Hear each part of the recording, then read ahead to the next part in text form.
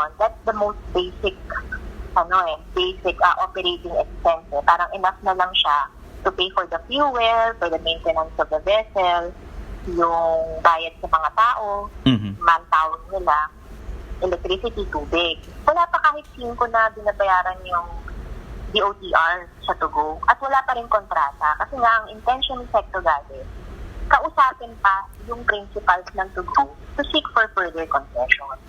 In a statement, Tugo Chairman Dennis Uy said the company will waive any payment coming from the Transportation Department. The Davao-based businessman helped fund the campaign of the president in 2016. Uy also clarified he was not part of the negotiations with the DOTR. The DOTR has made an assurance that they will respond to the needs of quarantined OFWs. The agency is also under negotiations with other shipping companies to augment the shortage of quarantine facilities. Gerard De La Peña, News 5. The local government of Taguig is releasing a unified quarantine pass for its residents. This will replace the original passes that have been distributed by each barangay. Mayor Lino Cayetano says a citywide unified pass will facilitate better delivery of services, monitoring, and even contact tracing amid the pandemic. Officials will begin handing out the new passes this weekend. Each of the city's 277,000 families will only receive one pass, but any family member who does not belong to the vulnerable sector may use it for essential errands. New COVID cases went up as well as the overnight tally for fatalities in the Philippines on Thursday. After a couple of days of new infections coming in below 200, the daily count shot up to more than 270 today by 4 p.m. April 23. This brings the total coronavirus infections to almost 7,000. The overnight death toll also rose to 16. So far, more than 460 people have lost their lives to the SARS-like disease. There were fewer recoveries today as well. Less than 30 patients have recovered from the coronavirus infection in the past 24 hours. At the moment, more than 700 people have gotten better from the disease. The Quezon City Police District CIDU will lead the probe into a cop's fatal shooting of a retired Army soldier. But for the QCPD chief and PNP spokesperson Bernard Banac, what happened was an act of self-defense. Camille Samonte reports. The relatives of former private class Winston Ragas are now seeking justice after he was shot dead by a police officer at a quarantine checkpoint in Quezon City. A video of the incident has gone viral online showing Ragas in an apparent standoff against authorities. The former soldier had his back against the police who were ordering him to yield. But instead of obeying, Ragas faced the officers and even dared them to shoot him. A few minutes later, the ex-soldier attempted to fish something out of his sling bag, an action that ultimately cost him his life.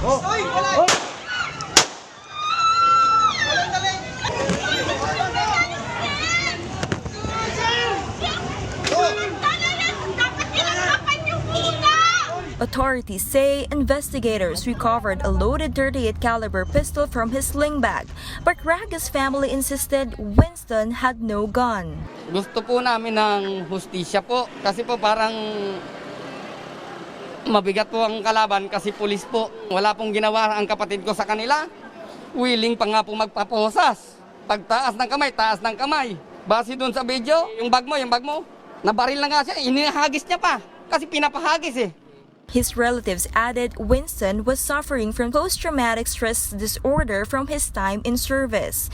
The Philippine Army has already issued a statement confirming that Ragas was indeed a former soldier. The Army also added that he was discharged in January 2017 after being diagnosed with a mental disorder. Meanwhile, the Quezon City Police District reports that Ragas shooter, Police Master Sergeant Daniel Florendo Jr., has voluntarily surrendered. He is set to face criminal and administrative investigation for the incident. However, for QCPD Director Ronnie Montejo, Florendo's action was a judgment call. It was an act of self-defense. PNP spokesperson Bernard Bannock echoed this sentiment, saying if we were to rely on the viral video alone, Floreno did follow the rules of engagement before he opened fire. Bannock assures the public that the QCPD Criminal Investigation and Detection Unit will do its best in finding out the truth. Joint Task Force COVID-19 Shield Commander Guillermo Eleazar also guaranteed a fair investigation and offered his condolences to Ragas' family. Maaaring hati ang ating impression or masasabi sa mga pangyaring yun. Gusto ko pong sabihin, ng ating PNP po ay lahat siya nagdaan sa training. At because of that, sila po ay magiging responsible and accountable sa anumang dapat nilang gawin. So, yung pong ginawa niya ay masasabi na through his self-defense instinct ang mga pangyaring yun, pero yun po ay ating pang-iimbestigahan. Despite this, Winston's family has decided to file charges against the policemen who were involved in the incident. For News 5, Camille Samonte, we are One News. When we return, COVID survivor Senator Sonny Angara shares the reasons why he and 13 of his colleagues decided to ask for the resignation of Health Secretary Francisco Duque III. That story and more when the special coverage on the coronavirus crisis returns.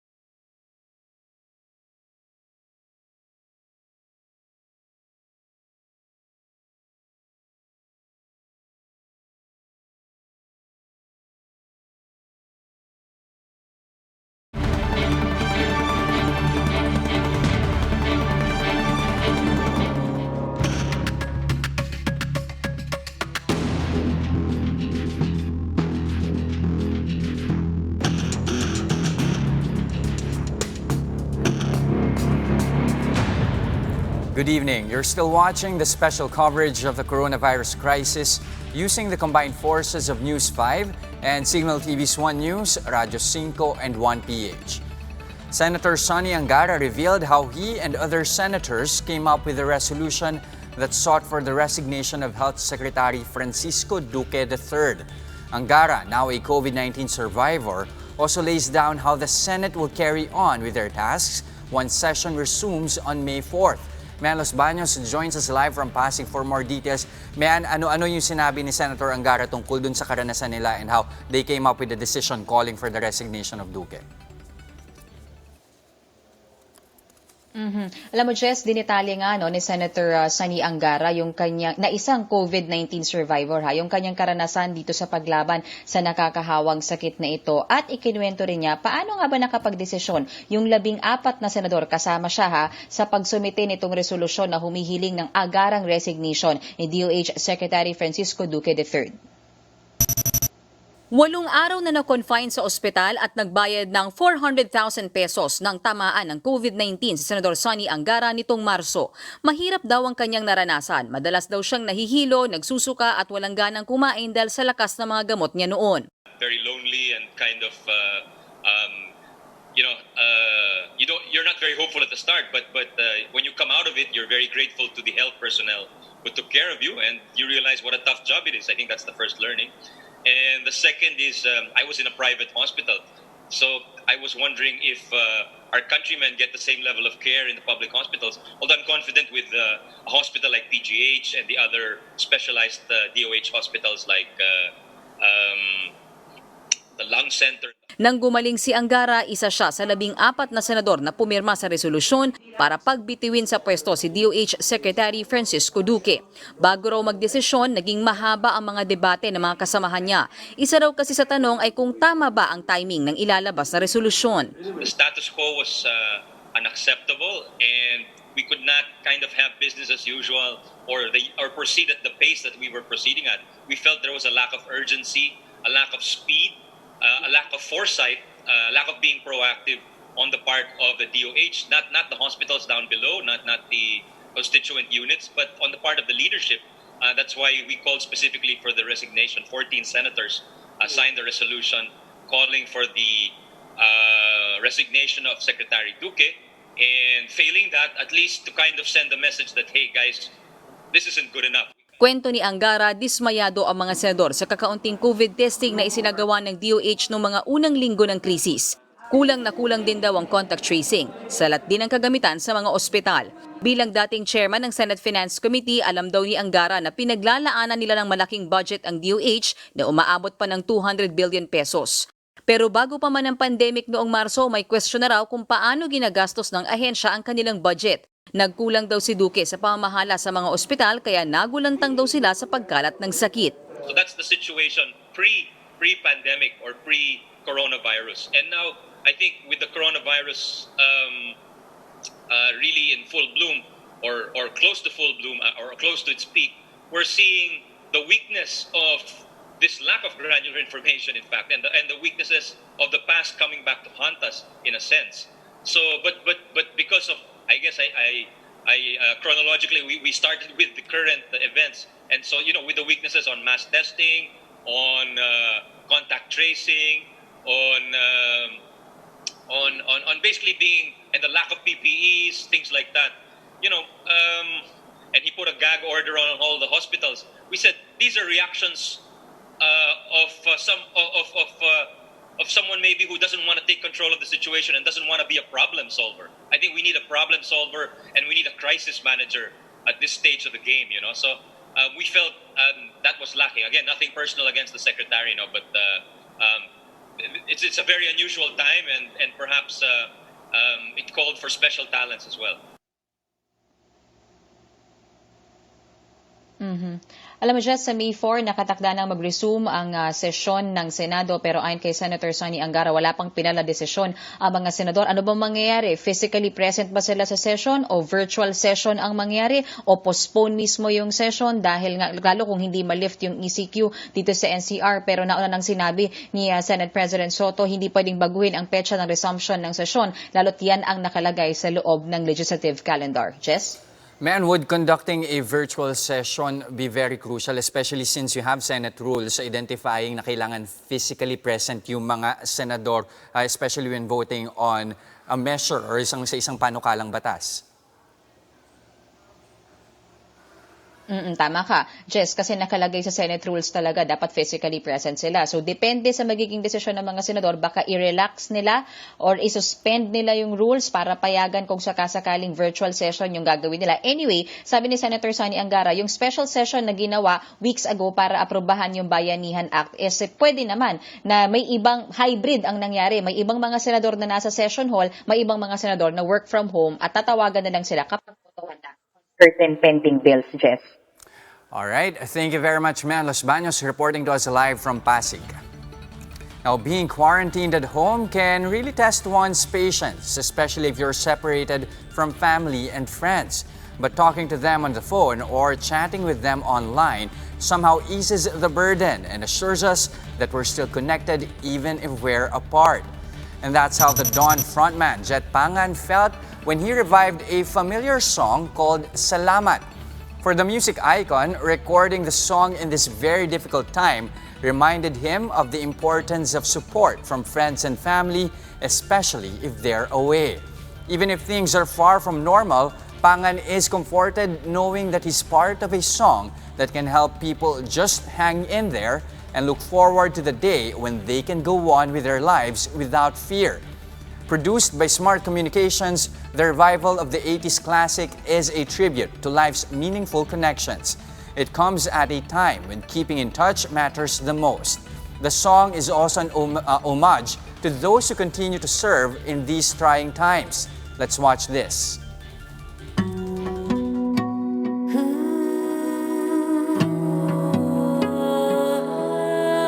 Salamat at tayo'y magkasamang muli.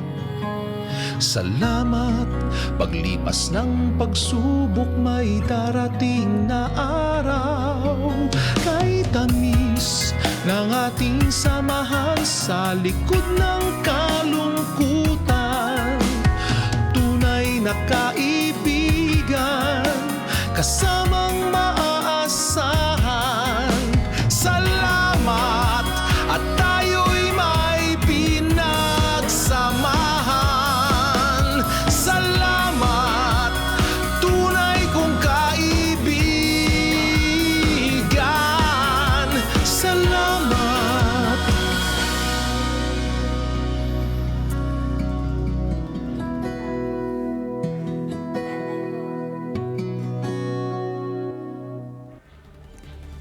Coinciding with the launch of the video, the PLDT Smart Foundation and Smart have introduced a text-to-donate drive for our frontliners. Aside from them, proceeds from the activity will also be shared with communities that are bearing the brunt of the health emergency. If you want to be a part of this, it's easy if you're a Smart, TNT, or Sun subscriber. All you have to do is text donate space amount and send to 3456. Again, that's donate space amount and send to 3456. You can donate 10, 25, 50, 100, or 500 pesos. For example, if you'd like to share 10 pesos, you can simply key in donate space 10, then send to 3456. And that's the latest on the enhanced and expanded community quarantine in Luzon. For more updates, follow News 5, The Philippine Star, and Business World Online. I'm Jesse De Los Santos. We are One News.